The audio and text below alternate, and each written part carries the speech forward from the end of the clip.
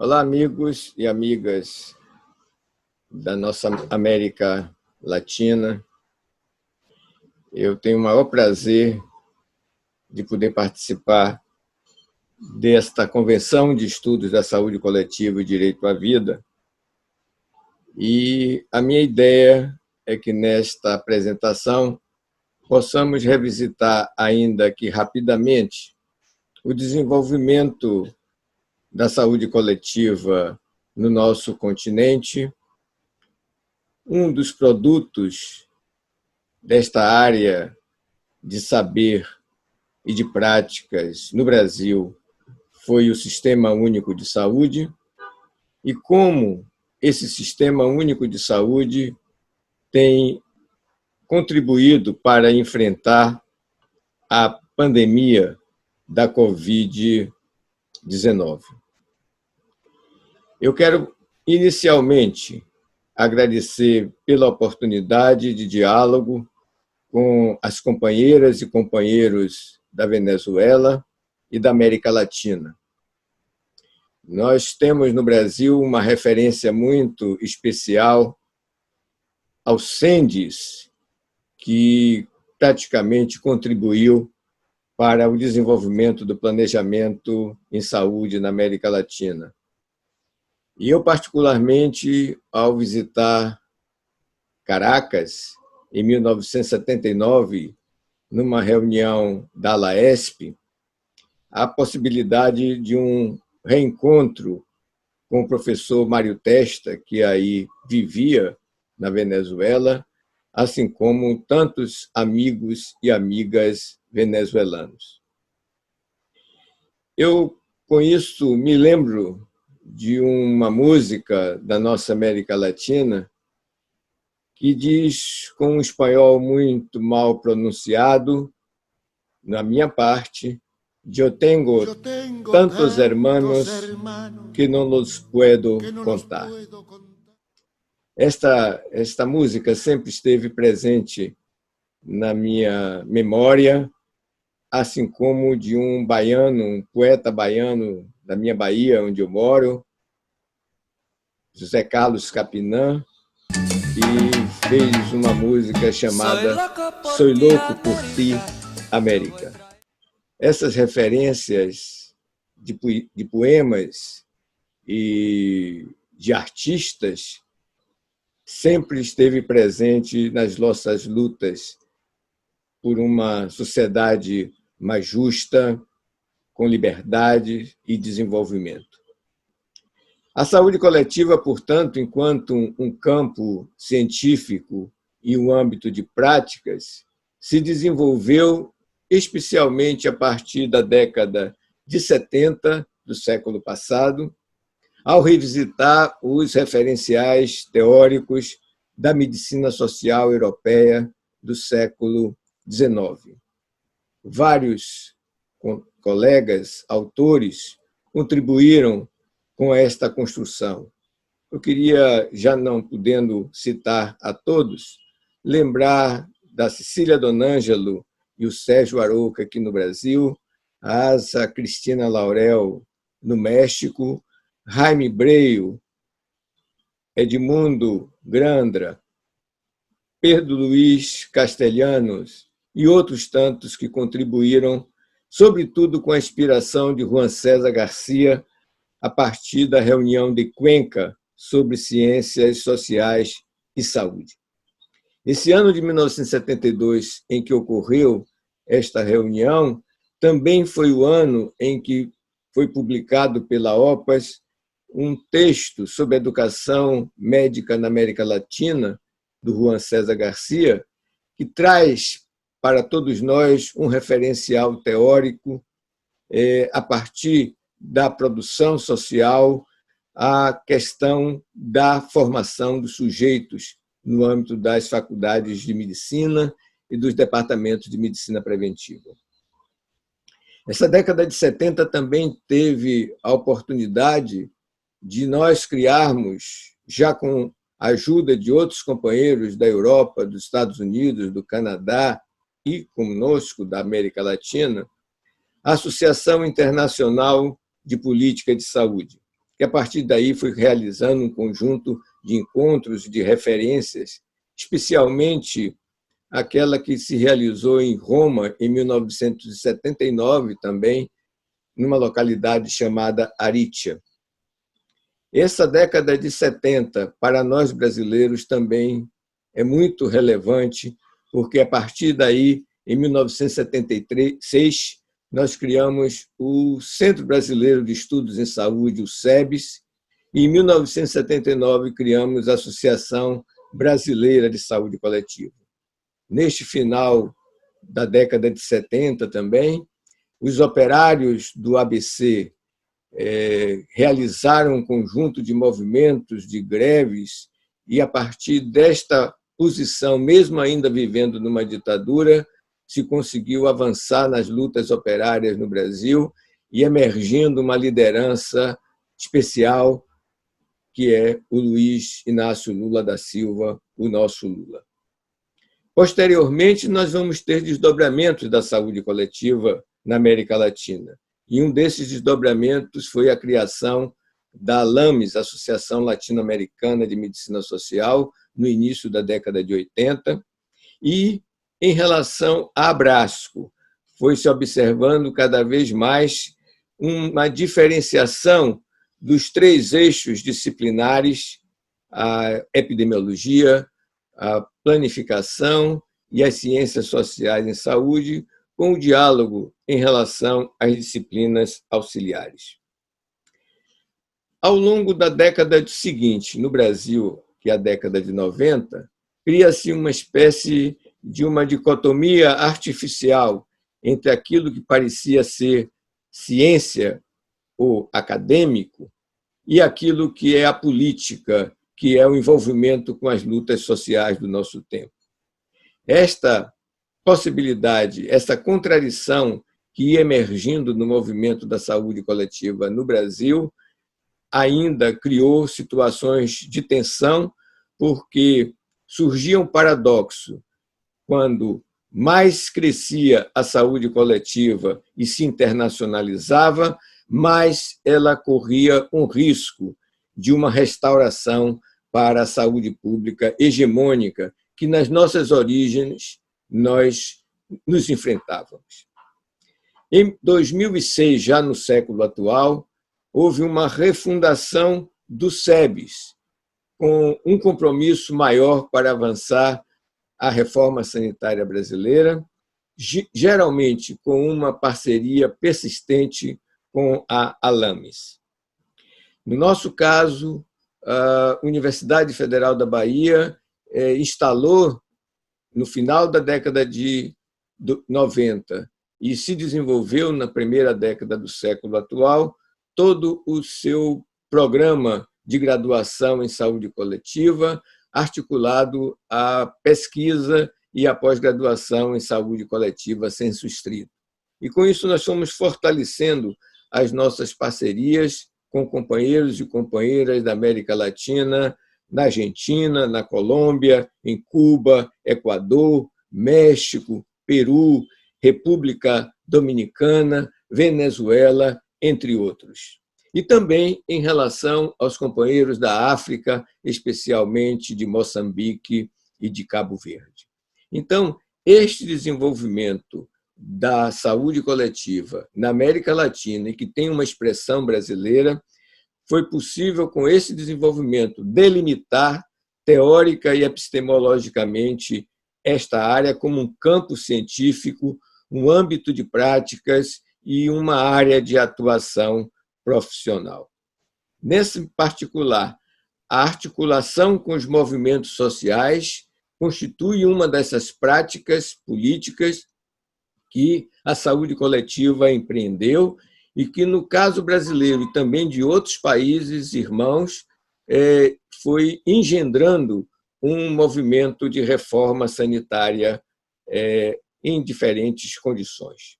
Então, nós vamos enfrentando cada vez mais desenvolvimentos e também desafios em relação à prática técnica, à prática política, à prática cultural. Este desenvolvimento, de alguma maneira, tem avanços e tem recuos, de tal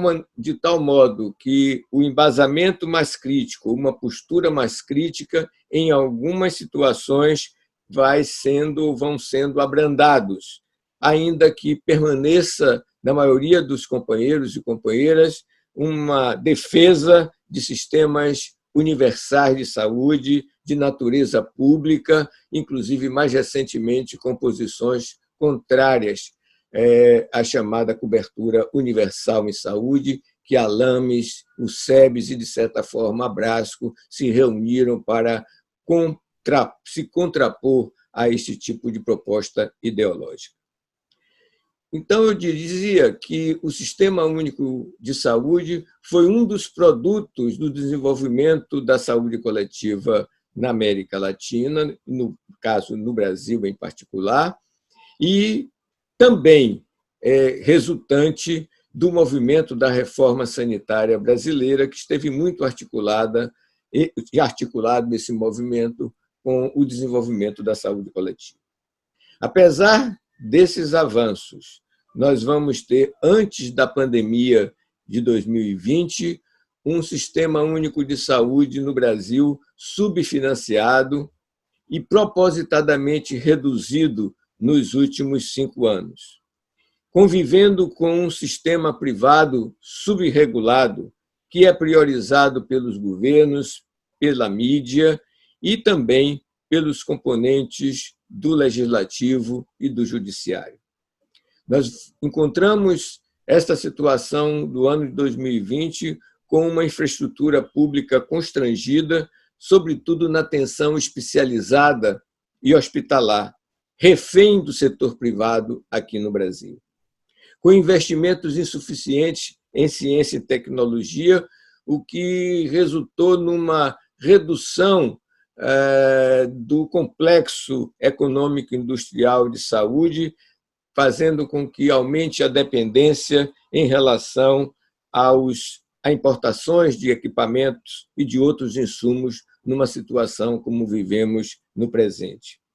E também, ao longo desse período, uma desvalorização dos profissionais e dos trabalhadores de saúde, na medida em que um conjunto de políticas neoliberais,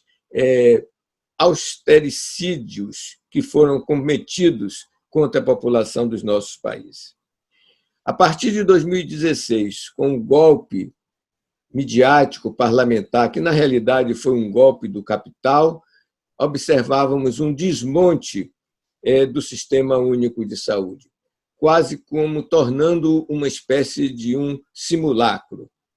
Foi realizada e aprovada pelo Congresso uma emenda na Constituição que define um teto de gastos públicos até o ano de 2036, o que praticamente inviabilizaria o desenvolvimento da infraestrutura do Sistema Único de Saúde. Nós vamos, então, adicionar ao subfinanciamento crônico um desfinanciamento público a partir dessa emenda constitucional 95.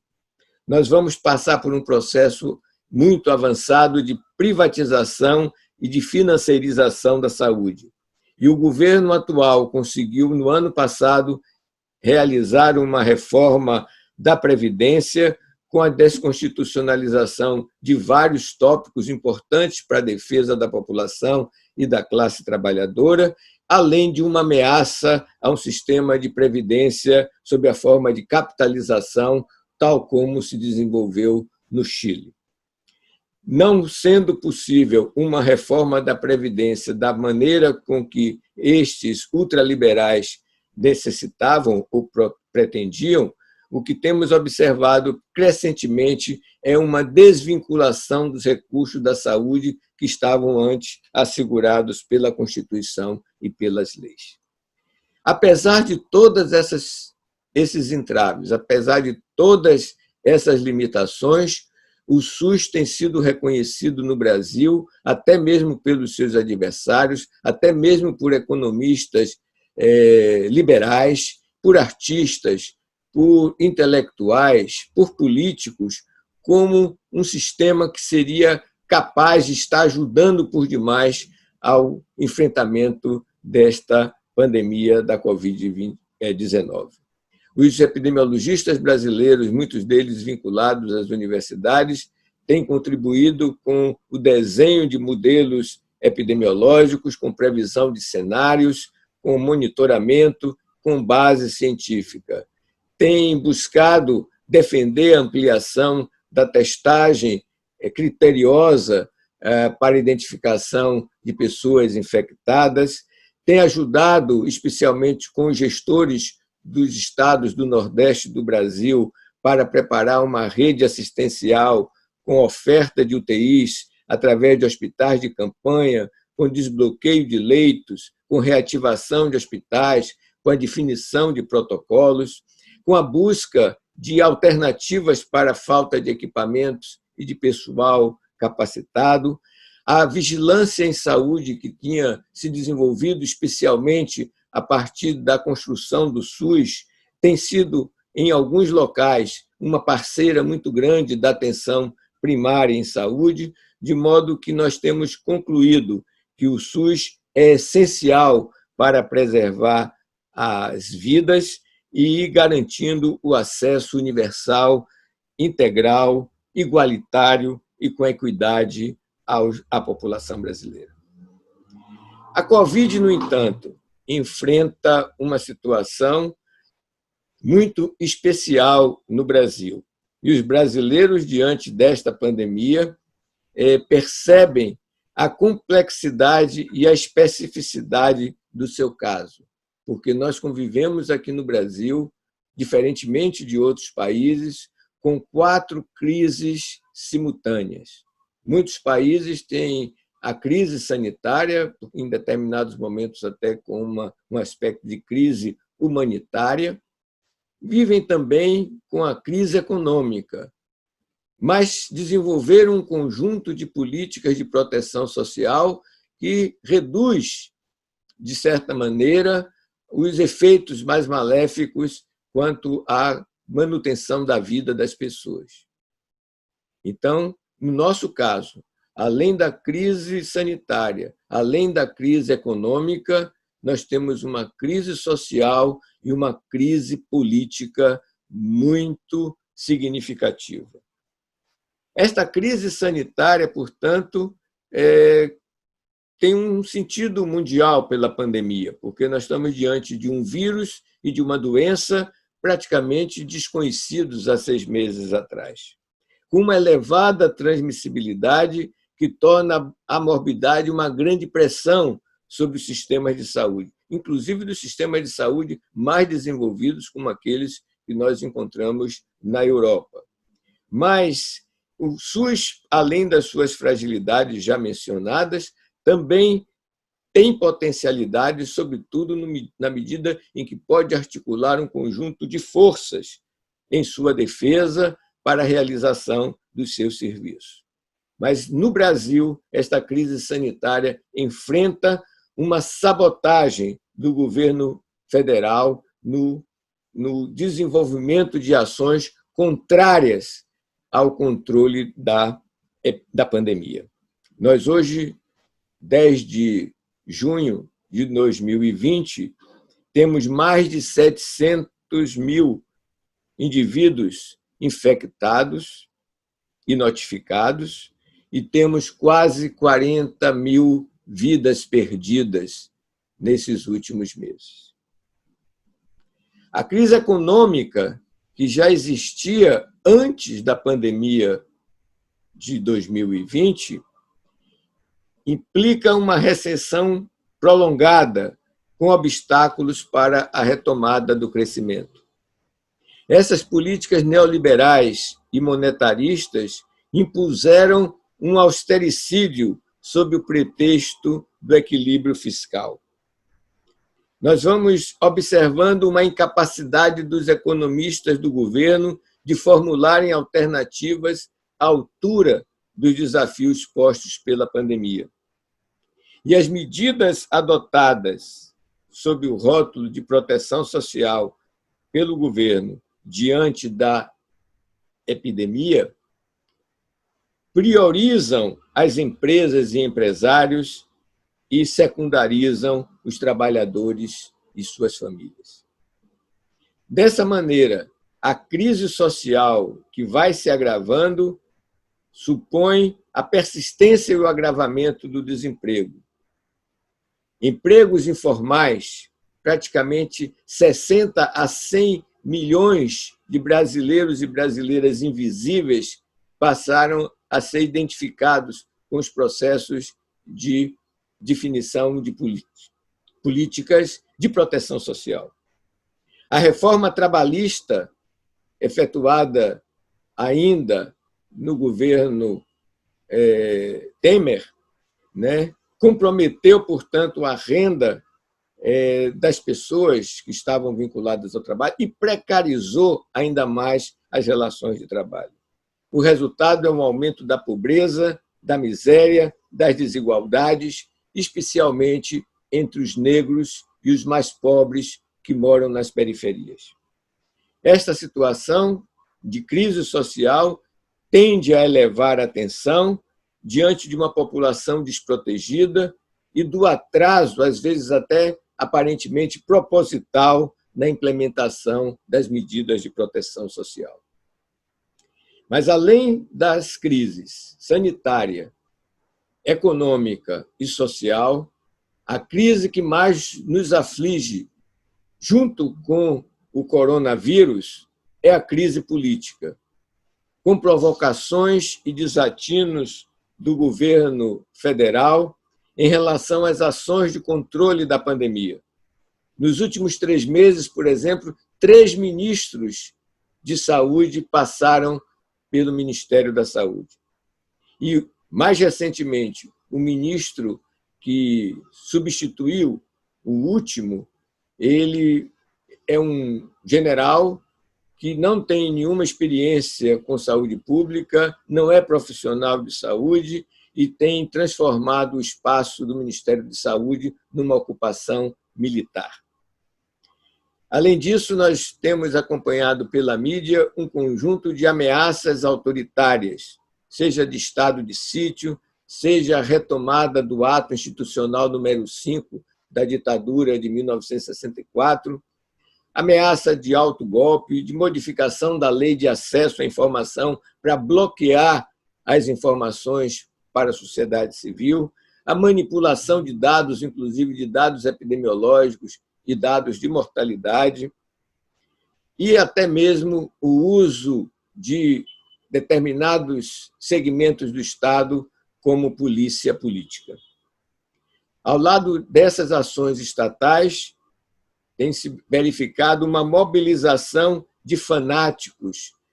que estão articulados com um gabinete de ódio no próprio Palácio do Planalto, em Brasília, e que se comunicam com milícias e fascistas contra as orientações da Organização Mundial da Saúde, de cientistas, sanitaristas e profissionais de saúde. Então, essa é uma situação muito particular, porque as energias que poderiam ser destinadas cada vez mais ao combate do coronavírus e para o enfrentamento da Covid-19, de alguma forma, essas energias têm sido gastas também para a sociedade se contrapor a esse tipo de intervenção. A saúde coletiva, diante da pandemia, tem contribuído, através de suas 2 grandes entidades e outras parceiras, como o SEBS, a Abrasco, a Abres, entre outras, com debates virtuais, com elaboração de documentos e, mais recentemente, com o desenvolvimento de uma grande articulação da sociedade civil através de uma marcha virtual pela vida. Então, no dia 9 de junho, houve um movimento no Brasil todo, através das redes sociais, que esse movimento resultou em um documento que foi entregue no Congresso Nacional. As universidades e centros de pesquisa têm possibilitado que seus epidemiologistas e sanitaristas de São Paulo, Rio, Rio Grande do Sul, Maranhão, Ceará, Amazonas, Pernambuco, Bahia, entre outros, contribuem com os gestores no sentido de monitorar a situação, identificar cenários e orientação de posições acerca do distanciamento social. No Instituto de Saúde Coletiva que nós trabalhamos, nós desenvolvemos todo um programa chamado ISC em Casa, com um conjunto de informações, debates, exposições acerca do acompanhamento desta pandemia. E também no âmbito do Instituto de Saúde Coletiva, nós priorizamos o Observatório de Análise Política em Saúde, criando janelas ou abas do próprio site do Observatório, no sentido de trazer links com informações confiáveis e de divulgação de textos de professores, alunos e técnicos acerca do que fazer diante da pandemia. Mesmo com esses esforços que a sociedade, a saúde coletiva, os sanitaristas têm feito, há no Brasil uma aposta de desestabilização política a partir da extrema-direita, com ameaças ao judiciário, à imprensa e à sociedade civil, com um negacionismo em relação ao coronavírus e à própria gravidade da epidemia. Nós temos uma situação tão esdrúxula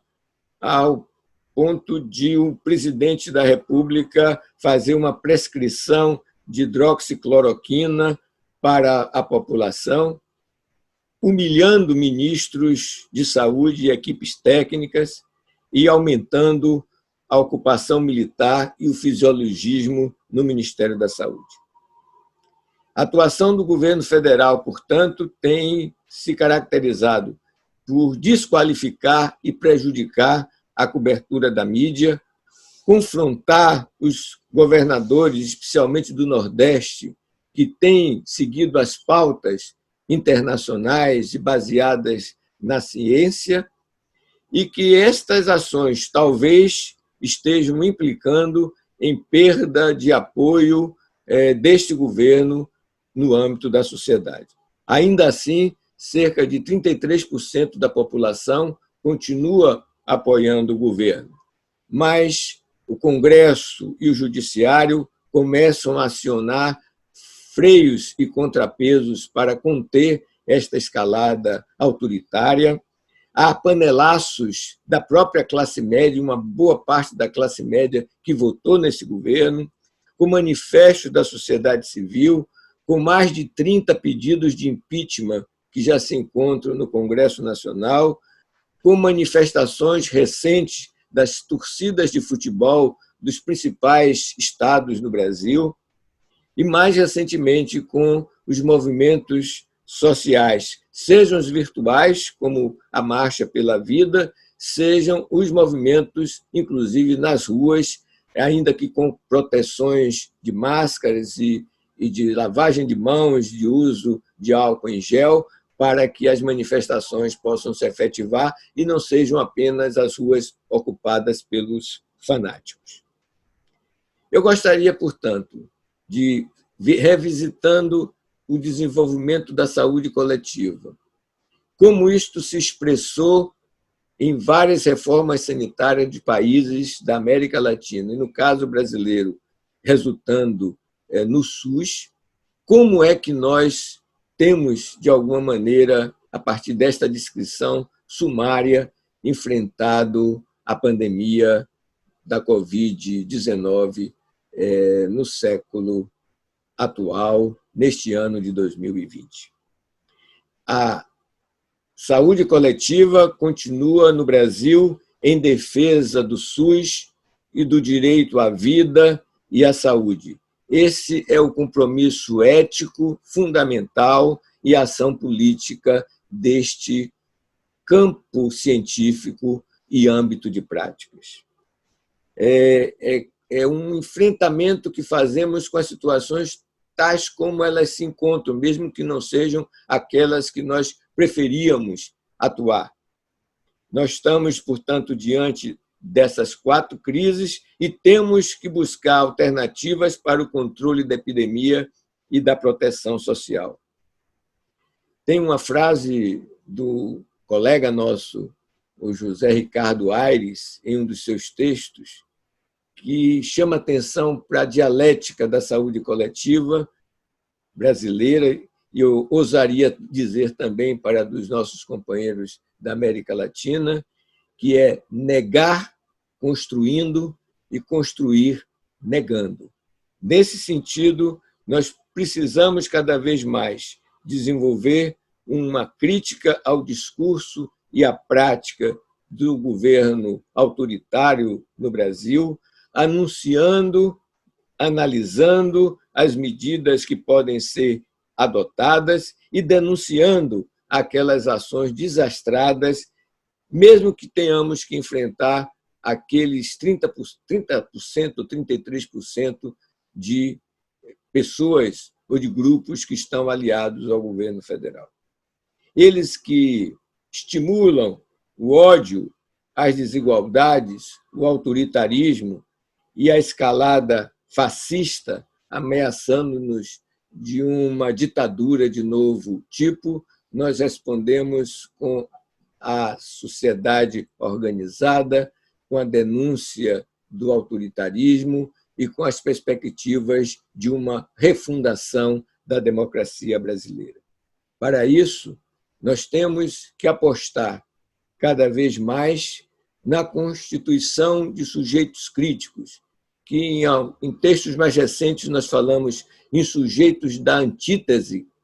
sujeitos esses capazes de desequilibrar a reforma que se realizou nos nossos países, que se caracteriza muito mais como uma revolução passiva e um transformismo do que propriamente um avanço nas mudanças das estruturas sociais, econômicas e políticas. Eu acho que, se nós continuarmos retomando a nossa dimensão crítica e contra-hegemônica da saúde coletiva, tal como emergiu na década de 70, podemos, então, nos confrontar com o risco de ela ser reduzida a uma restauração da saúde pública hegemônica. Então, essas eram as reflexões que eu gostaria de compartilhar com vocês e desejar um pleno êxito nesta iniciativa que já está na segunda edição para defender, portanto, o desenvolvimento da saúde coletiva e a vida no nosso continente latino-americano. Muito obrigado, um grande abraço para todas as amigas e amigos da América Latina.